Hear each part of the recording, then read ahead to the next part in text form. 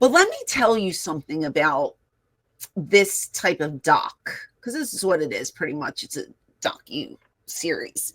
As a fan of the business, I enjoyed this immensely.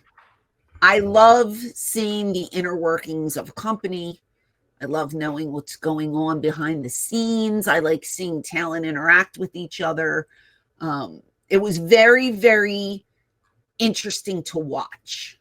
Now, the flip side of that is I'm not just a fan of the business. I am also involved in the business and have been for 32 years as a performer, as a, podcaster, as a YouTuber, as a whatever you want to call it. I've been involved in the business for 32 years now. This type of stuff kind of makes me angry. Ooh. It's like when you go to a magic show and you're watching a magician, right? And you don't know how he does a certain trick and you're wowed by that trick.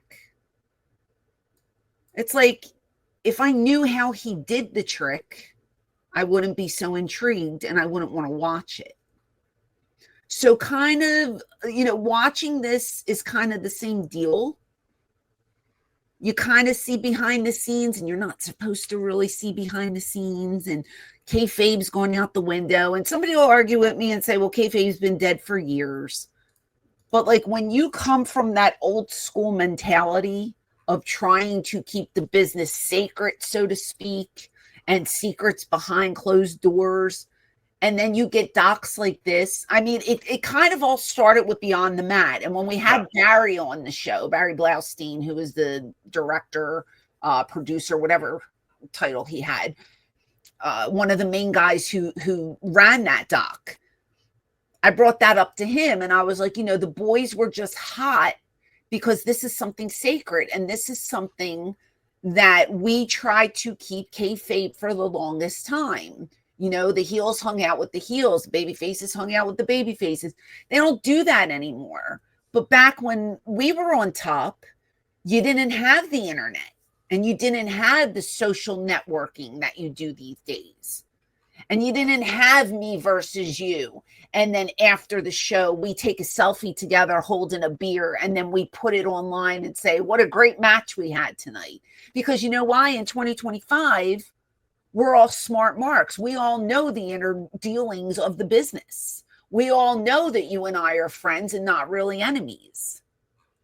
And I'm not trying to insult anybody's intelligence by saying, back then it wasn't a work, because it was. But we tried to keep as much as we could a secret to pop the fans, to make it believable, to make them want to watch the program. So, in a way, I feel like this takes away from the product, because now we know how everything is done. Where's the wonder? Where's the, I don't know, we know everything now. We know how it works. We know the inner workings of backstage area. We know what Gorilla looks like. We know who's friends. We know everything. So it kind of takes away from the performance in a sense. So I'm kind of torn. The fan in me loves this, but the performer in me hates it. That's a great assessment. Wow. Yeah, I don't even know how to follow that one right away.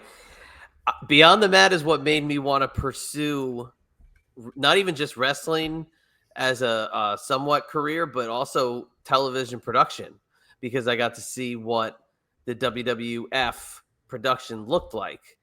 This made Beyond the Mat look like it was filmed in somebody's backyard. I mean, this was insane. The amount of the sheer amount of production that they exposed you to versus like what Beyond the Mat showed you. Like it just was a complete, utter difference. But they did not show you that much in Beyond the Mat as compared to this. I mean, they literally explained it with graphics and breakdowns. And that was very surprising to me because, again, now as just a fan who managed to work in the business and got to see things from the production side, I would. It's just hard to see this stuff being put on video. I mean, it's weird. I'm not gonna lie, it's weird. It just, it just takes away from the performance. Like when you saw the gorilla position, okay, and you saw whoever the agents were, the producers of the match, sitting there in front of the monitors with the headsets on, telling the ref to tell a certain wrestler, okay, put him in a choke. Okay, wait. Okay, you're going to do this. You're going to do that.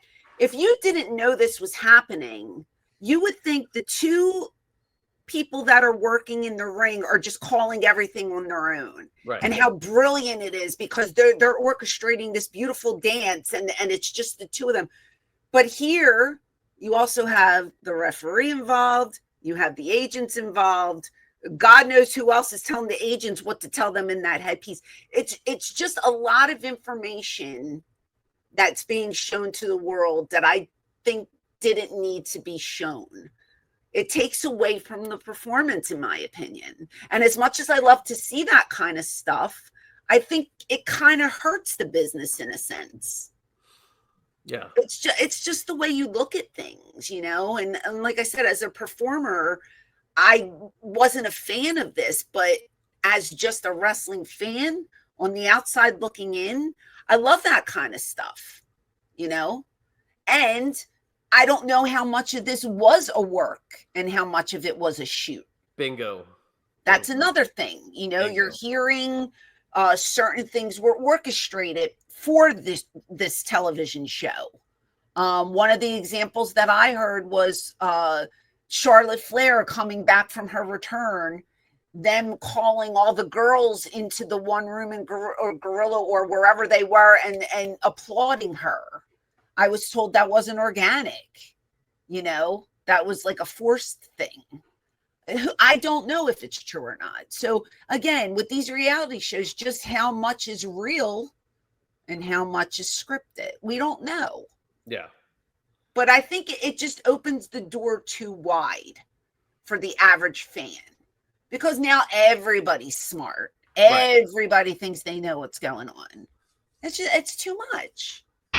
Save the date for Saturday, August 16th and Sunday, August 17th for the Virginia Beach Sports Card and Collectibles Expo at the Virginia Beach Fieldhouse. 250 tables of sports cards, comic books, action figures, Pokemon, Funko Pops, and other collectibles will be showcased. Free admission and parking. Doors open at 9 a.m., show till 4 p.m. at the Virginia Beach Fieldhouse. Visit 757cardshows.com for more info and lineup of autographed guests.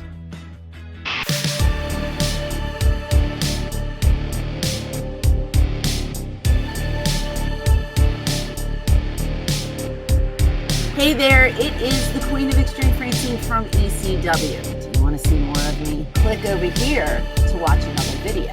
Or click over here to listen to my podcast. And as always,